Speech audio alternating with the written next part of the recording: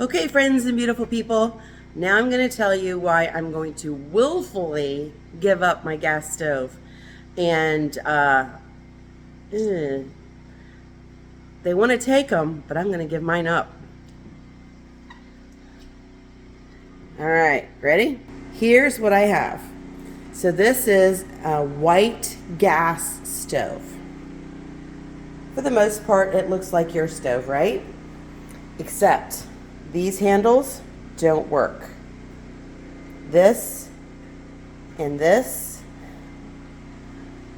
and that knob are what you've got. So you see this hole here? First of all, let me tell you the difference between white gas and regular gas. White gas is the purest form of gas. So if you think about the gasoline that you put in your car, it's that without any stabilizers or additives. Highly flammable. You can make an explosion just like that if you wanted. So in this hole is a thing, and pardon me if I don't get the words right, I think it's called the generator. You have to use this kind of torch, and you light it. I can actually do that part for you, I suppose. It's hard to do this one-handed. I still can't find my doohickey. All right. So you stick it down in here, and it works like a glow plug. Once you get the generator in here hot, which takes a couple minutes, and you just keep going back and forth in here, then you would come over, you would turn that button on and come over and hit this and light it. Sounds easy enough, right?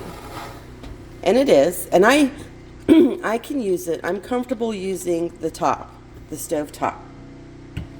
And basically what happens is Amish retrofit regular stoves to be able to do the white gas.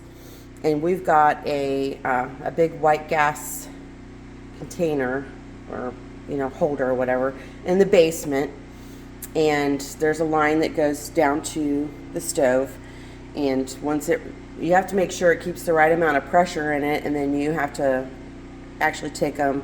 There's a place down the road that fills it up with white gas.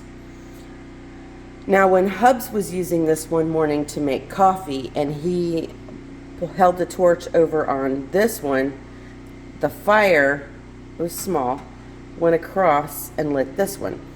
Because once you've got this hot, this one here works for all 4 top burners. So once this one's on, all you have to do is touch that torch to another burner, and you've got another burner lit. And so it takes me back to when Sarah was showing me how to use it. She said she only used the 2 front burners, and she did have a propane camp stove. So now I know why. This one here does the oven. Now, I don't know about you, and I've never used the oven, but sticking my face in there to light a burner on something that's highly toxic doesn't excite me. So we are...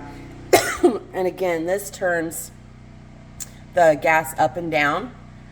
It doesn't really it doesn't really change the amount of fire you get. It's almost like you get one massive fire, and that's it. Now these down here, we found out later, you are supposed to use these because these have a little pin that keep that cleaned out of anything that might fall in there. So it's got a little pin that goes in and goes and cleans out the line. So friends, after Hubs' experience, and we ran out of gas pretty much the next day or that day, he refuses to get the tank filled up because he doesn't want to pay for all that gas. So guess who's shopping for a new stove? We are going to get propane. Right now we're using a 2-burner camp stove. We're going to go ahead and get propane. We're going to see if the restaurant supply store is doing anything for Memorial Day. I don't know if they usually do stuff like that or not. But we're definitely putting in propane. We're going to put in a 1,000-gallon propane tank and run this stove and the one that's out in the quilt shop so that Mama can go back to baking bread. Do you know how long it's been since I've gotten to bake anything? And now that I can't bake anything, guess what? I want to make quiche, I want to make bread, I want to make blueberry lemon bread and all the things, and I'm only craving doing it because I can. So that's why I'm willfully giving up my gas stove, just the white gas one. Definitely putting in propane, and it's going to happen sooner than later. Till next time, friends, be blessed and be a blessing.